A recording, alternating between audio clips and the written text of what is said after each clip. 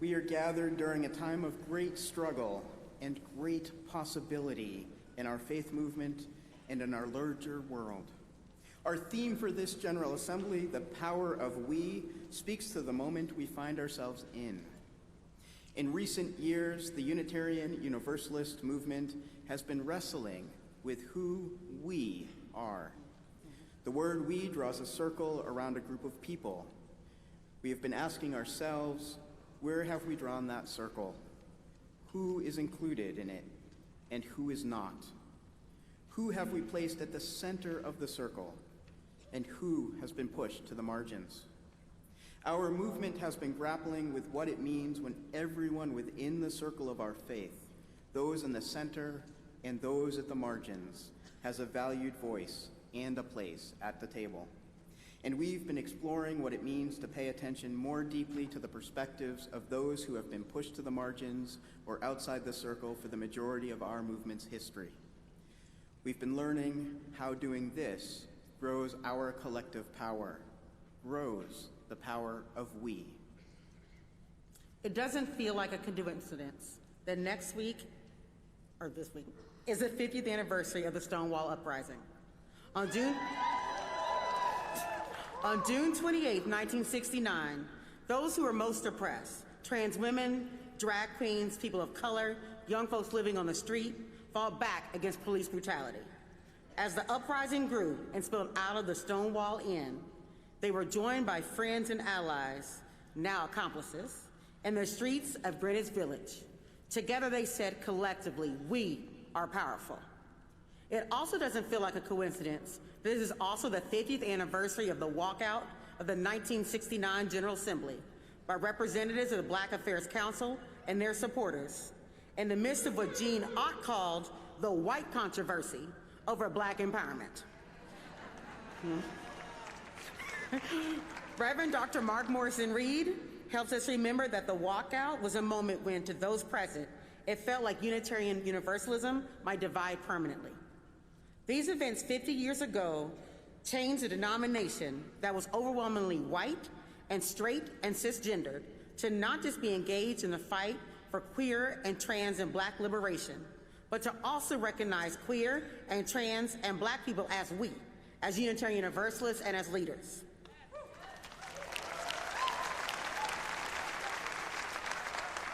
They charged us to respect and follow the leadership of Black and brown trans women like Marsha P. Johnson and Sylvia Rivera, and Black UUs like Muslinga Sadinga, formerly known as Hayward Henry Jr., and Whitney M. Young Jr. As queer and genderqueer leaders, we honor the prophetic elders and ancestors within the overlapping Black, queer, and UU movements who made our very lives possible and gave us the chance to bring our gifts forward and to serve as your co-moderators, the highest volunteer leadership position in this faith.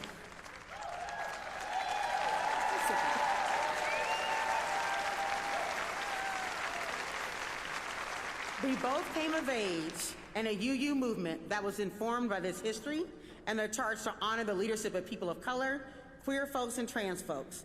We lead a little differently than those who came before us because of being steeped in this charge as young people.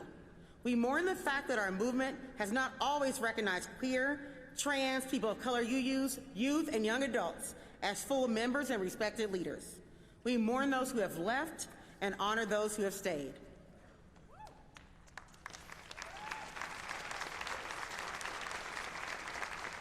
When we do move the margins to the center and fully value the leadership and contributions of those who have been marginalized within our movement, people of color, queer and trans people, disabled people, low-income people, young people, and others, amazing things happen.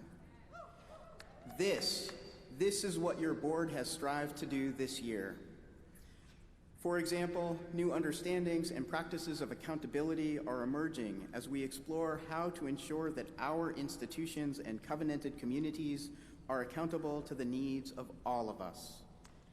This has included refining the board's conflict of interest practices and working with UUA staff and our affiliated and partner organizations to create a shared ethics board and a revamped national advisory committee. It has meant making adjustments to the moderator position and the election process, as well as the pipeline for the appointments and nominating committees. And it has meant working toward modernizing the UUA bylaws to make them more liberating. All these things have benefited from the diverse perspectives of the leaders involved.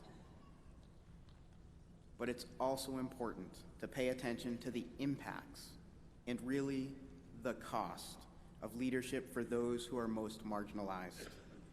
All leaders, particularly volunteer leaders, make sacrifices and commitments of time, energy, and other resources. But for leaders with target or marginalized identities, the impacts are disproportionately costlier.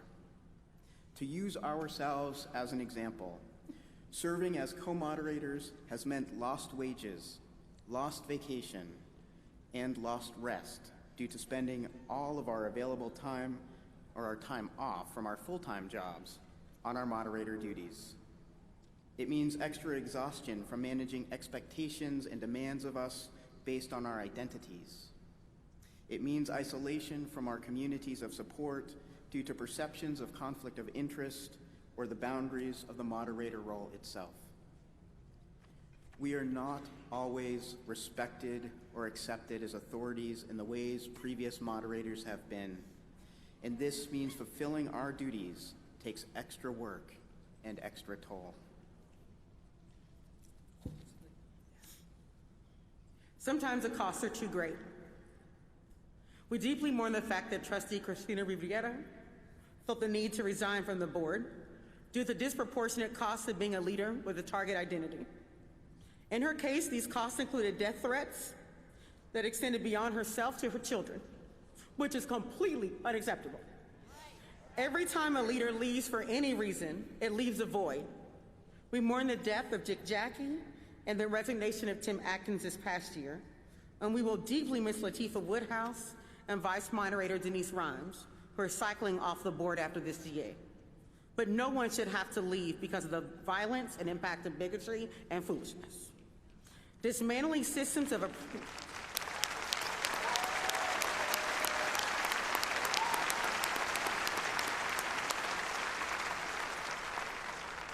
Dismantling systems of oppression within our movement means doing things differently. It takes more than different leaders. It also takes different leadership structures, culture, and different ways of doing things. It takes trying things and failing and figuring out what to do differently. It takes slowing down, evaluating what we are trying, and valuing the process, not just the outcome. So as co-moderators, we've tried some things. Some have gone well, and some haven't. Having two moderators is something that hasn't been tried before. On the positive side, it's not about having two people at the helm instead of one. It's about modeling shared leadership and fully believing that all members of the board can lead in some way.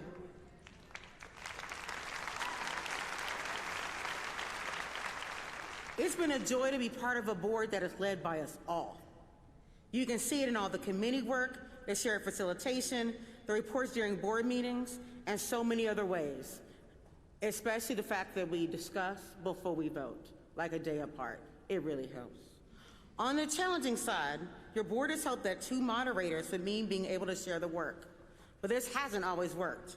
For example, the systems of our denomination and the people in them are used to having one person who knows and shares all. They aren't prepared for only one of us to attend a call or a meeting or a gathering. So what should be an advantage sometimes is not, because our structures haven't been set up for shared leadership. It's up to all of us to change the structures that aren't serving our faith and our values. It's up to all of us to try new things, to take risks, and to engage with each other in different ways. Our power is not individual, but collective. It's not top-down, but collaborative. Instead of searching for authority to blame, let's own our own agency, get to know each other more deeply, and work together to make changes.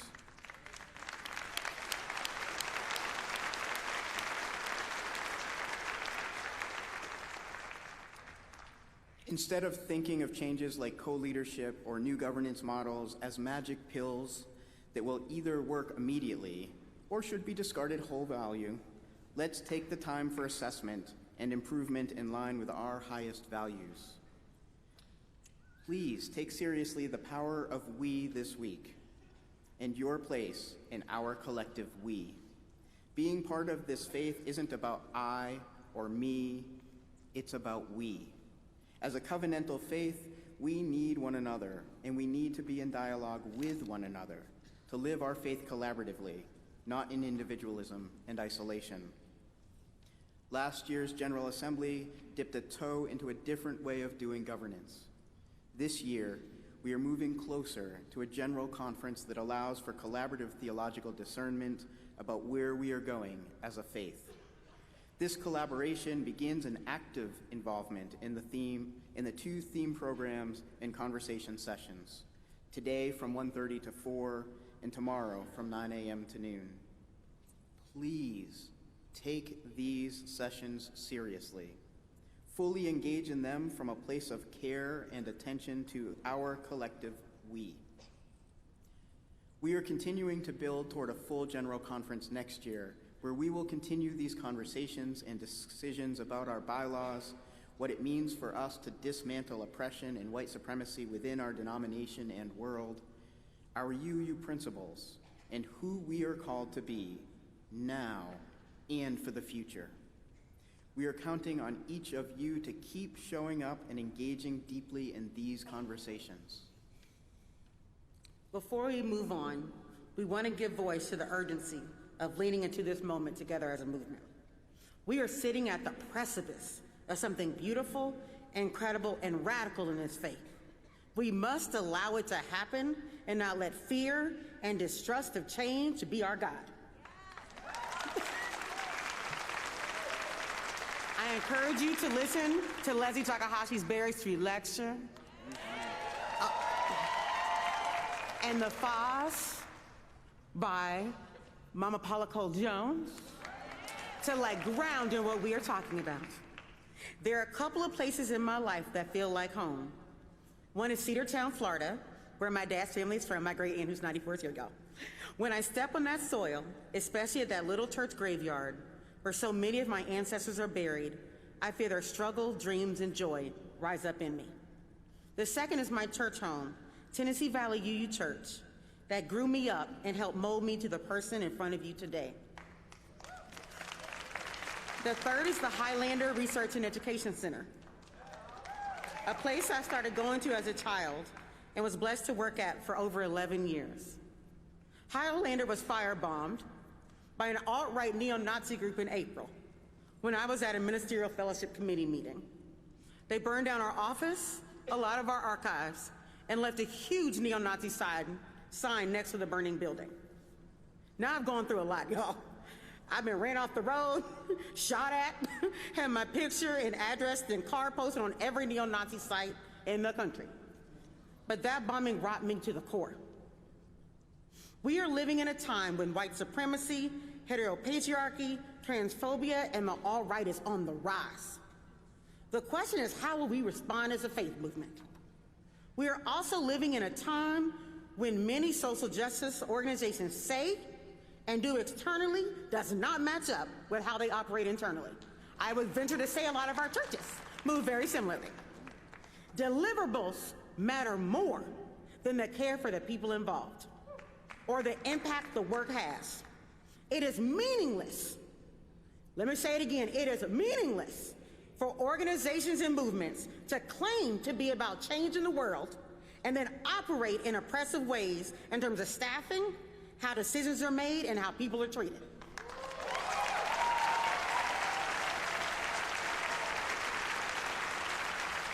The reason why most young people leave our faith is because of hypocrisy.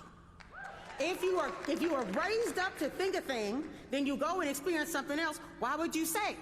There's no need. It's hypocritical. We have to do better than this. We have to decide right now what kind of movement of faith we want to be. Are we ready to take bold risks that might feel scary, but enable us not to just say beautiful things in the world, not just be ready at the rally, but embrace the fundamental shifts and transformations necessary inside our congregations or organizations, in the UUA, and out in the world in our partner work? Are we ready to reimagine what ethics mean and what being a sanctuary looks like for my anti-oppressive, anti-colonial, and anti-domination space? Are we ready to be on the side of love, not just when it's convenient to wear our yellow shirts, but when it's inconvenient and causes us headaches and keeps us up at night? We need to be ready, y'all. It's time for us to go all in and be the movement that Barb and I were taught as UUism as children. It's time to do religious education for everybody and not just go to church and hear the sermon, so maybe we can all be on the same page. It's time for us to put care of each other first, the impact we want to have in the world next, and then the deliverables third, because you put the care and the impact first, deliverables will come. We must truly, fully, and unapologetically live at our values, be the change that we wish to see, and still say righteous and indignation, and not just complacent.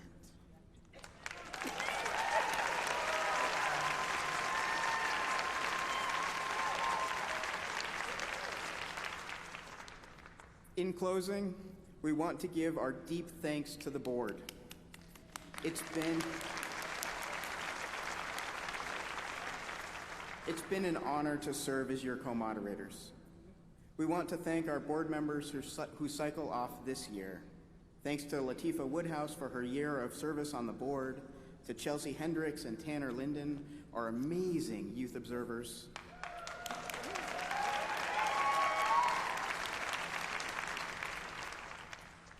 Particular thanks are due to Vice Moderator Denise Rhymes.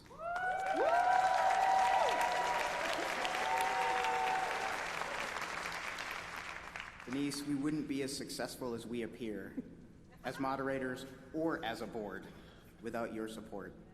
You have been a steadfast keeper of details and the big picture, while also being a calming presence time and again.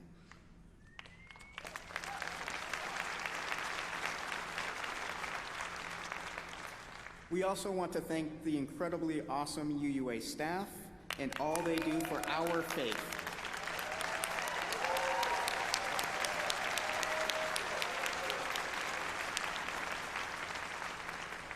We particularly want to lift up Dr. Jan Snegas, Pat Kahn, and Tim Brennan. All three are retiring after many years of service.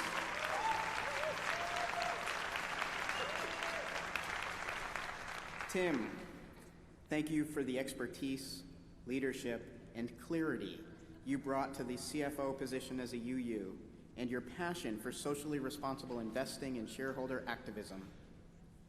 Pat, your work has contributed so much to the education and credentialing of religious educators and music directors. And Jan, we love you. We love Tim and Pat also. But Jan, you have transformed the job of GA and Conference Services Director and yourself in service to our faith. Your passion for imbuing our UU values into every General Assembly while always being the voice of reason and reality is no small feat. Thank you all for the gifts of serving as your co-moderators. Thank you.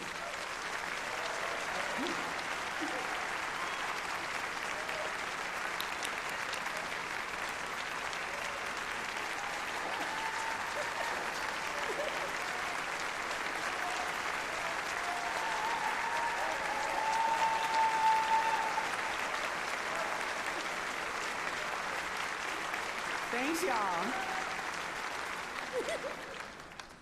Section 10.3 of the UA bylaw set forth the following duties of the financial advisor.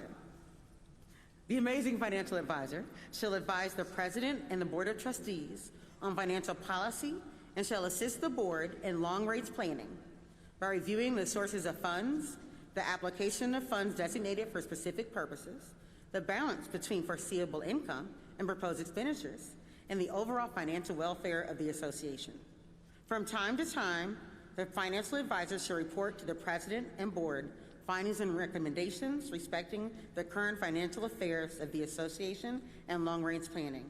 The financial advisor serves on the UA board, listen to all this, y'all, the UA board, the health plan board, the retirement plan committee, the social responsible investment committee, the investment committee, and the audit committee. That's a lot. So we love Lucia Santini Field. Please come to the podium.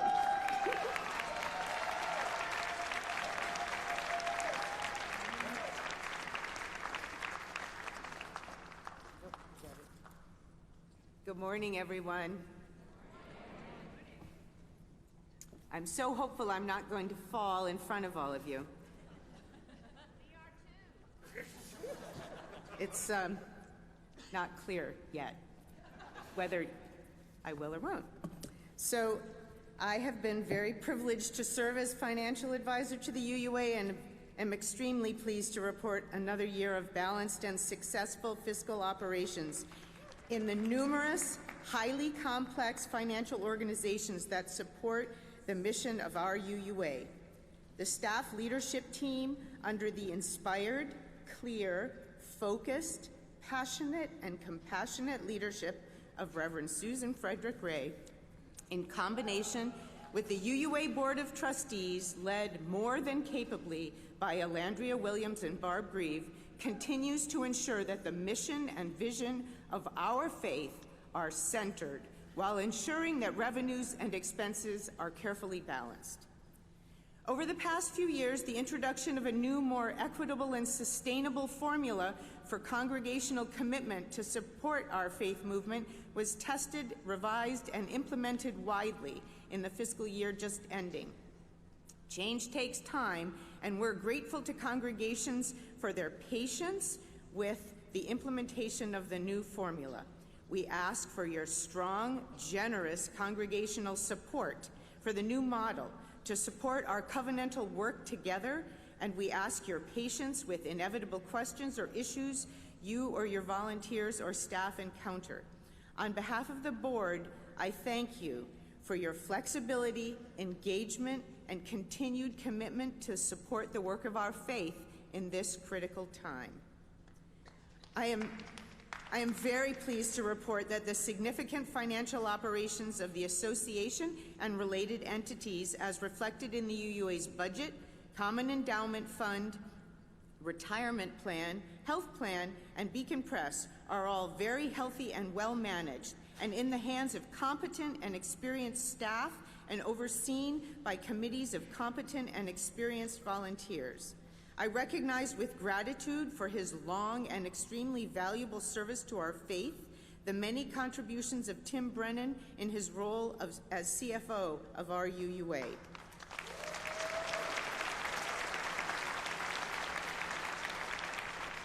Tim will retire at the end of this fiscal year. He has overseen tremendously positive changes in financial management, investments, control, and reporting, to name just a few. His tireless service, optimism, and humor have made serving with him a great pleasure. Thank you, Tim. You will be missed.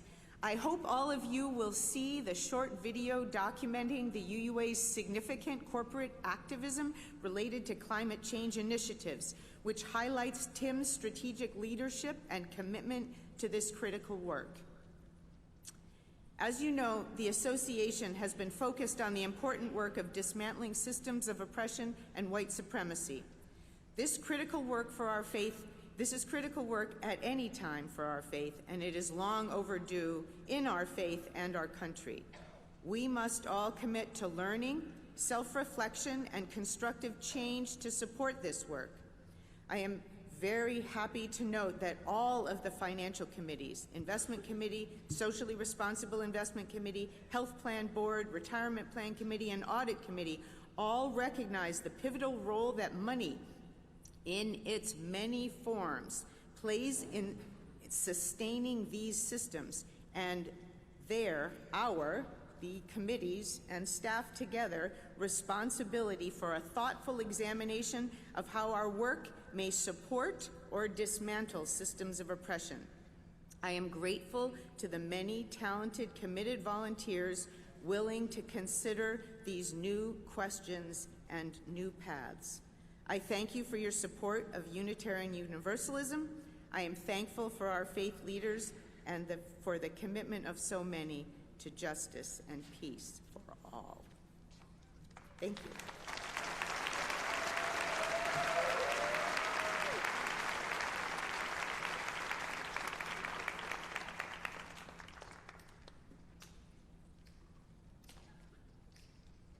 Join me in this rhythmic pattern. And when you feel called, rise in body or in spirit.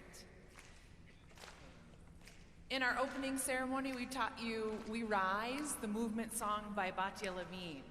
I'd like to just review your part so you can sing it with a little more vigor and confidence today. It goes like this. Rise. Try that with me. Rise. Beautiful. Sing that again. Rise. One more time, just like that. Rise. And the fourth one goes up. Rise. Can you sing that one for me? Rise. So let's do the whole pattern. Rise. We'll sing that again. Rise. Once more, just like that. Rise.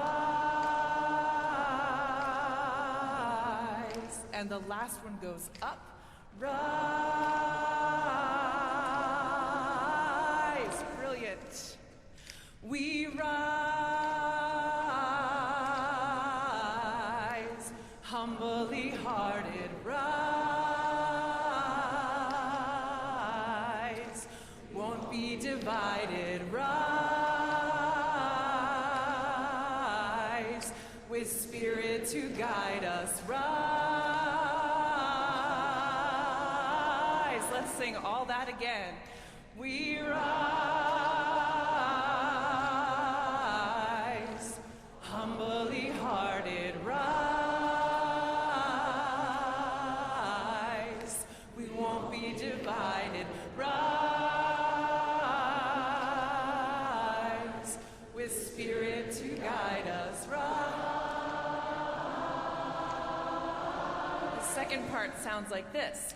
In hope, in prayer, we find ourselves here. In hope, in prayer, we're right here. Sing with me. In hope, in prayer, we find ourselves here. In hope, in prayer, we're right here, and we rise, humbly hearted, rise. We won't be divided, rise, with spirit to guide us, rise. One more time all together. We rise, humbly hearted, rise. We won't be divided, rise, with spirit to guide us, rise.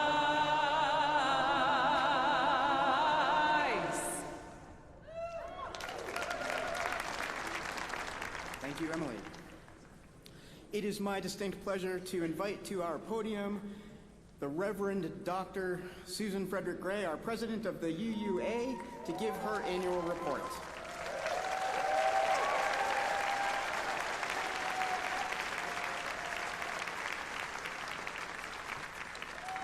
Hello, beloveds, beautiful ones. Oh, what an honor it is to stand in this podium and to see all of you. Oh, well, we are living in difficult and dangerous times. These are not ordinary times, and our work as Unitarian Universalists in our congregations, as leaders, and at the UUA must also not be ordinary. 2 themes defined my first year as president. Number 1, this is no time for a casual faith. And number 2, this is no time to go it alone.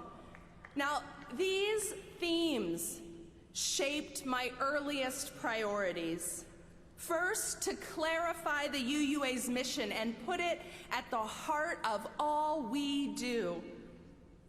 And second, to strengthen relationships across our association, because when we work together in relationship focused on mission, we amplify our power as a moral force for love and justice.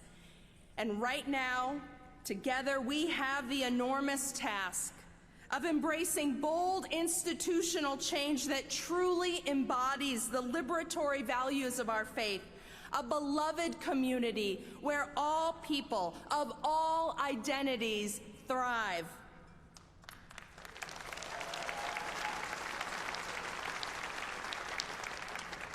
And so my second year as your president has been about taking this work of mission and relationship and putting systems in place to carry the institutional change work forward for the long haul.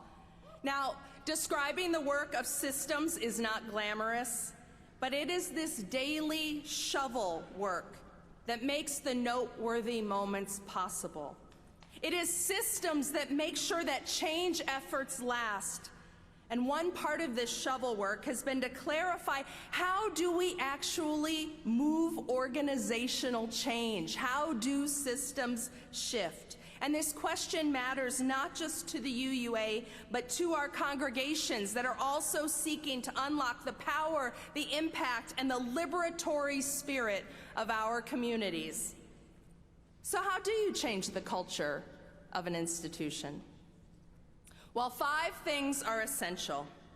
Number 1, a clear mission and vision to name where we are headed and who we are called to be. If you don't know where you're going, anything will do, right? So you've got to be clear about mission and vision. Number 2, you need leaders who are committed and invested in that vision. Without leaders who understand and are invested, an organization will not be able to create substantive change.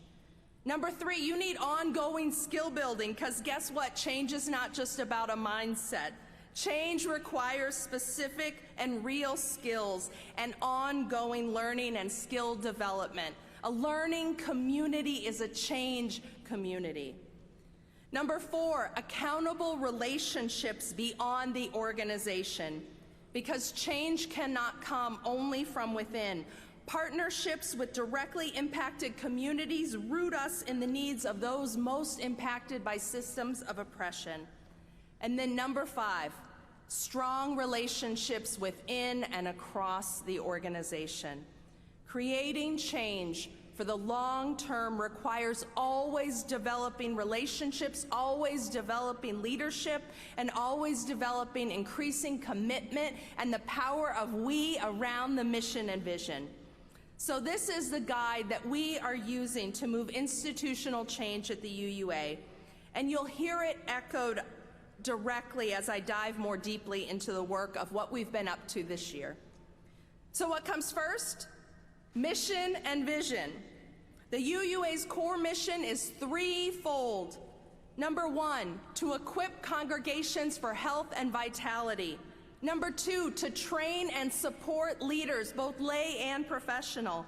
And number 3, to advance our UU values on a national and international scale. Equipping congregations. This is the work of our congregational life staff who connect, companion, challenge, and coach our congregations. It's resources like Our Whole Lives, comprehensive sexuality education, our Tapestry of Faith curriculum, and our hymnals. It's resourcing ministerial transitions and the UUA pension and health plan that help congregations be good employers. Great news this year, we launched an improved online interface for ministerial search that's making it better for congregations and ministers. And for the second year in a row, we had a 0 increase in premiums for the UUA health plan. That is tremendous, that work. Number 2, second part of our mission, training and supporting leaders. That's the work we do to credential religious professionals, to provide continuing education and cohort gatherings for religious professionals, lay leaders, and youth and young adults. A brand new resource we launched this year is Leader Lab. Leader Lab is an online resource that has live and on-demand courses on everything from board governance and stewardship to nurturing equity and diversity in congregations, and you can find it at uua.org Leader Lab. In addition, recognizing that we have not taken a holistic look at youth ministry in more than a decade, we are launching a strategic visioning conversation around youth ministry to identify needs and opportunities to strengthen our ministry to and with youth and to keep them in our faith.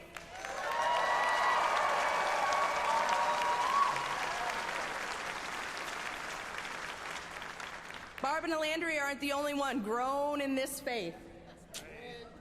Me too. Advancing our UU values is the outward-facing justice work we do to represent Unitarian Universalism to the wider world. It's our international partnerships and advocacy work, and it's our justice work. It's the ministry of the United Nations Office, Side with Love, Love Resists, Congregational Advocacy, and Beacon Press. All of this is possible because of your support for the UUA and your congregation's support through the annual program fund. The UUA is the embodiment of the covenant that our congregations and communities make to each other. When you support the UUA, you are supporting each other as congregations so that all of our congregations have resources, leadership, support in times of crisis, celebration in times of joy. You are nurturing each other when you support the UUA. You are powering the mission of the UUA. And I just want to lift up that congregational support for the UUA is the single largest and most important funding for our core mission. Now, one of the ways I think about mission and vision is that mission keeps us grounded. It reminds us of our core work. But vision helps us soar.